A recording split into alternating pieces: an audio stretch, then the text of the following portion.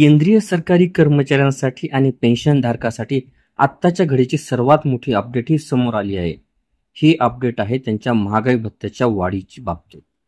सरकारी कर्मचाऱ्यांना वर्षातून दोनदा महागाई भत्ता वाढीचा लाभ मिळत असतो. सरकारी नोकरदार मंडळींना दरवर्षी जानेवारी महिन्यापासून आणि जुलै महिन्यापासून महागाई भत्ता वाढीचा लाभ दिला जातो.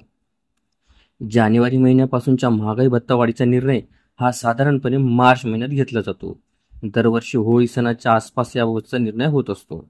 यंदा देखील मार्च महिन्यात जानेवारी 2025 पासूनचा महागाई भत्ता वाढवला जाणार आहे.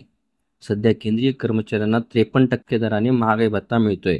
आता जानेवारी 2025 पासून महागाई भत्ता 56% किंवा 57% इतका होणार आहे. दरम्यान आता आपण जानेवारी महिन्यापासून सरकारी कर्मचाऱ्यांचा महागाई भत्ता 56% होणार की 57% म्हणजेच यामध्ये 3% वाढ होणार की 4% वाढ याबाबत माहितीही जाणून घेणार आहोत. केंद्रीय सरकारी कर्मचाऱ्यांना जुलै 2024 पासून 53% दराने महागाई भत्ता दिला जातोय.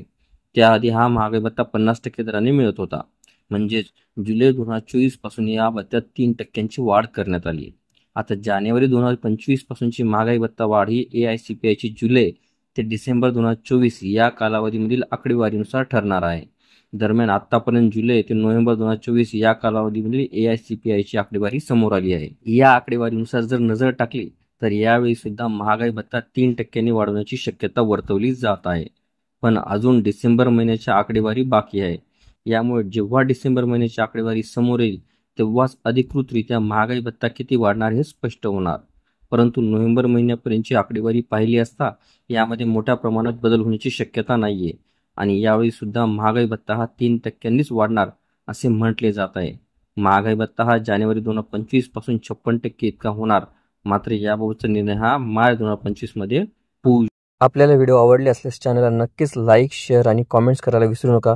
तसेच चॅनलला ऑल नोटिफिकेशन्स ऑन करून सबस्क्राईब करा, जेणेकरून व्हिडिओचे सर्व नोटिफिकेशन्स आपल्याला सर्वप्रथम मिळतील.